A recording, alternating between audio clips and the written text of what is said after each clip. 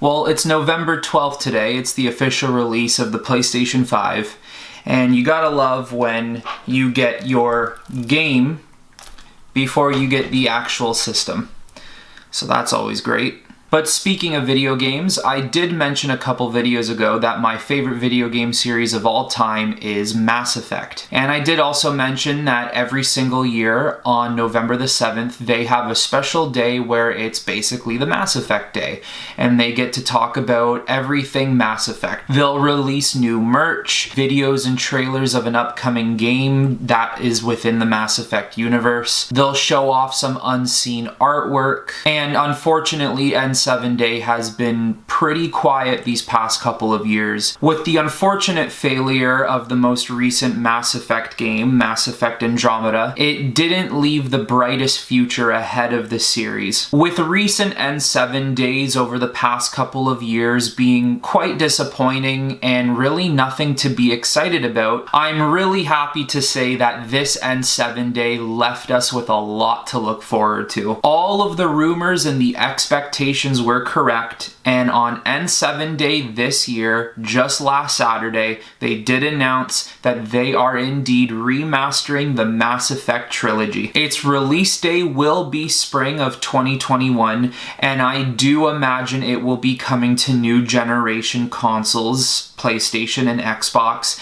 and will be coming to PC as well. They showed off a quick minute trailer of all the characters forming together and what I would assume is creating the artwork for the actual game. I know a lot of people used to come home from school or even still come home from work and hop right on their console and they start playing online games with their friends, and of course I do that all the time. And especially in high school, the first thing you wanted to do was come home and play Call of Duty. And yes, I of course did that. But for me, it was Mass Effect. I couldn't wait to come home and turn on my PlayStation and start playing Mass Effect. The Mass Effect world drew me in at such a young age, 13, 14 years old, and it still to this day has me so invested in it, and it makes me so excited to see what they can create for the future. Because Mass Effect bears such similarities to worlds like Star Wars and Star Trek,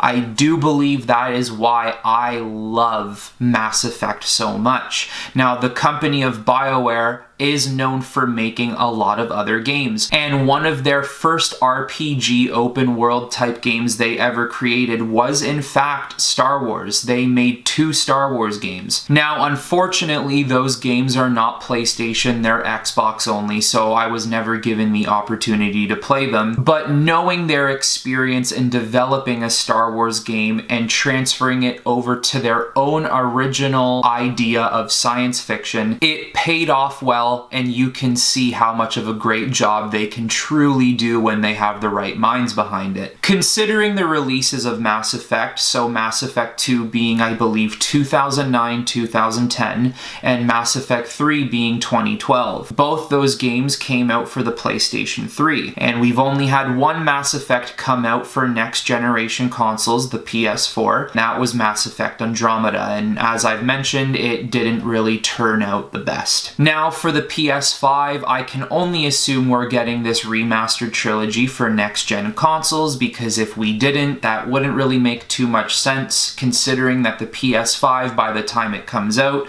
will have been around for at least 5 to 6 months. Now, considering when Mass Effect 2 and 3 came out, they still hold up to this day. Maybe just a quick layer of new graphics might make the game look a little bit better. I don't really know if there's much to improve on gameplay. It is Mass Effect 1 that would almost require a remake in a sense. You don't need to remake the game, of course, but I think the gameplay needs a complete overhaul. There's a reason why when I replay Mass Effect, I don't often play Mass Effect 1, because the gameplay is It's very buggy, it's very sticky, it can be really annoying to play sometimes. What Mass Effect 1 did great, at least with the idea of it, was being able to jump in a space rover and drive around different planets, going from location to location.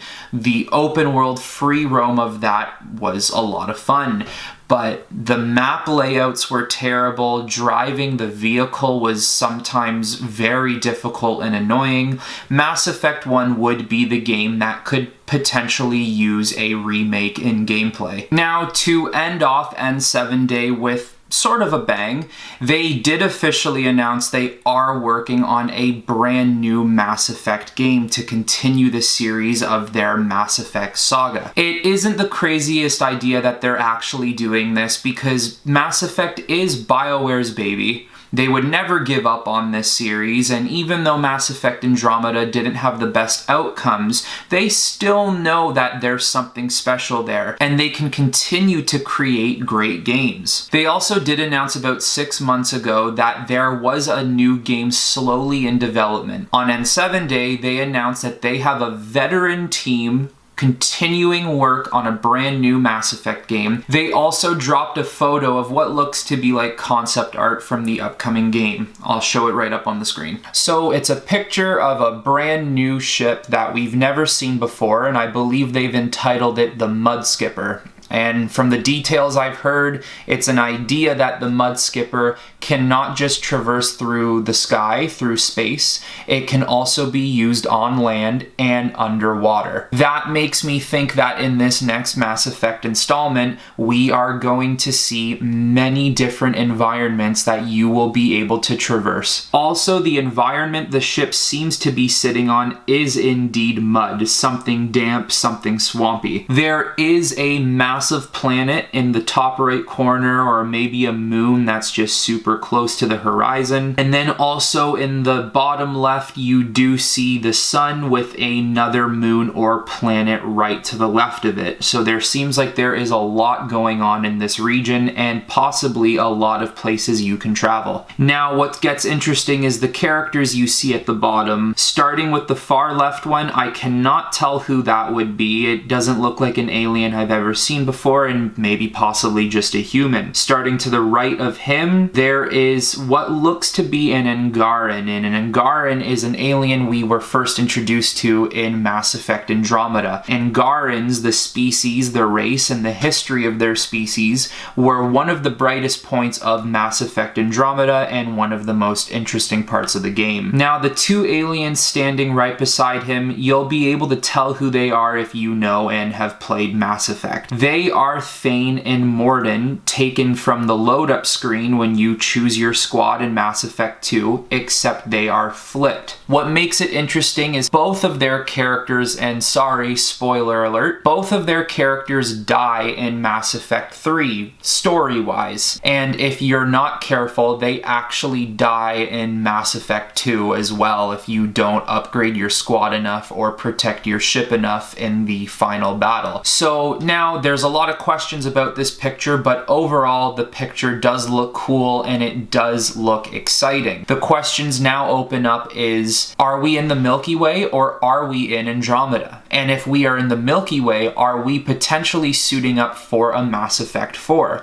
Because at the end of Mass Effect 3, and even given the fact that there are about 4 or 5 endings, there seems to be one true ending. Now, that ending leaves the opportunity of possibly making a Mass Effect 4 in the future, but will BioWare actually want to touch the legend of Commander Shepard and continue with a Mass Effect 4? Or is this simply just Mass Effect Andromeda 2?